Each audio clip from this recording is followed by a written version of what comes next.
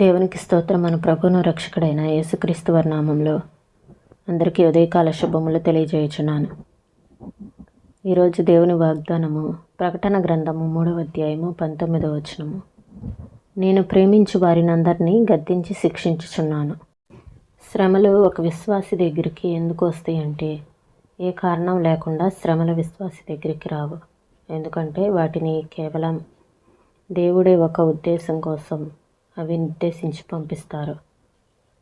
అయితే ఇది దేవుడు పంపించినది ఈ శ్రమ అని మనం గ్రహించాలి. దేవుడు వదిలిన ప్రతి బాణము ఒక ప్రత్యేకమైన ప్రయోజనాన్ని సాధిస్తుంది. ఎందుకంటే శ్రమలు లేకపోతే దేవుడు మనల్ని ఎలా ఓదార్చుతాడు? మన కంట నీరు లేకపోతే, మనకి అలసట లేకపోతే విశ్రాంతితో మనకేంటి పని?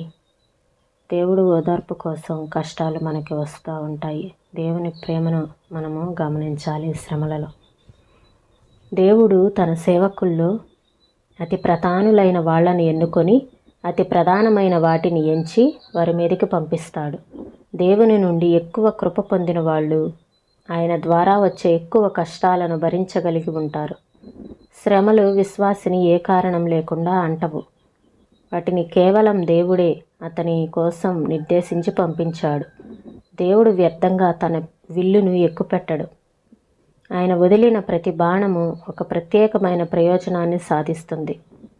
దాని గురికి తప్ప మరెక్కడా అది నాటుకోదు. విశ్వాసులంగా మనం తొణకకుండా నిలబడి శ్రమలను అనుభవించటం ఎంతో మహిమకరం. నా కంట నీరు లేకుంటే దేవుడు ఓదార్చటమెలా? నా బ్రతుక్కి అలసటే లేకుంటే ఆయనిచ్చే విశ్రాంతితో నాకేం పని? సమాధులు నా కళ్ళెదుటే లేకుంటే బ్రతుకంతా ఒక భావం లేని స్వప్నమే కదా.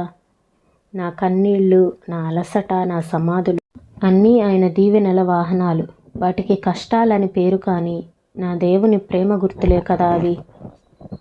ఆత్మలో గొప్ప ఆవేదన జ్వాలలు చెలరేగే క్రైస్తవులే దేవుని బడిలో ఎక్కువ నేర్చుకున్న విద్యార్థులు. క్రీస్తుని ఎక్కువగా తెలుసుకోవాలని నువ్వు ప్రార్థిస్తున్నట్టయితే ఆయన నిన్ను ఎడారిలోకో బాధల కొలిమిలోకో తీసుకువెళితే ఆశ్చర్యపడకు. దేవా, సిలువను నా నుండి తీసేయటం ద్వారా నన్ను శిక్షించకు. నేను నీ చిత్తానికి లోబడేలా చేసి నీ సిలువను ప్రేమించేలా ప్రేరేపించి నన్ను ఆదరించు. నిండు మనస్సుతో నిన్ను సేవించటానికి సాధనమేదైనా సరే అది నాకు దయచెయ్యి. నాలో నువ్వు నీ నామాన్ని మహిమపరుచుకునే ఆ గొప్ప కృపను నీ చిత్తం చొప్పున నాకు అనుగ్రహించు. ఈ మాటలను ప్రభు మన వినికిడిలో దీవించుగాక. ప్రార్థన చేసుకుందామండి. స్తోత్రం తండ్రి, పరిశుద్ధుడా, ప్రేమ కలిగిన దేవా, మీకు వందనాలు చెల్లిస్తున్నాం ప్రభా. నేను ప్రేమించే వారిని అందరినీ గద్దించి శిక్షించుతున్నాను అని మీ వాక్యం తెలియజేస్తూ ఉంది ప్రభా. మా జీవితాల్లో కష్టాలు లేకపోతే మీరు ఓదార్చటం ఎలా? మా కంట కన్నీరు లేకపోతే నైనా ప్రభా మీ ఓదార్పు మాకెలా దొరుకుతుంది? మా బ్రతుకులు అలసటలు లేకపోతే మీరు ఎలా విశ్రాంతినిస్తారు ప్రభా?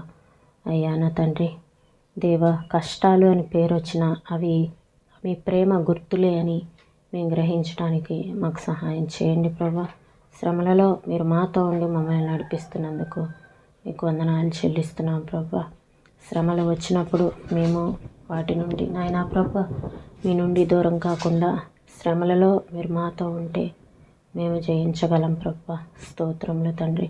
మీ చిత్తానికి మమ్మల్ని మేము లోపరుచుకునేలా, లోపడేలా మమ్మల్ని చేయమని, మమ్మల్ని ప్రేరేపించి ఆదరించమని, సహాయం చేయమని అడుగుచున్నాను ప్రభా. మీ యొక్క గొప్ప కృపను మీ చిత్తం చొప్పున మాకు అనుగ్రహించండి తండ్రి. మీ సన్నిధిని మాతో ఉంచి నడిపించండి ప్రభా. సహాయం చేయమని యేసయ్య పరిశుద్ధమైన నామంలో అడిగి వేడుకొంచున్నాం తండ్రి. ఆమేన్.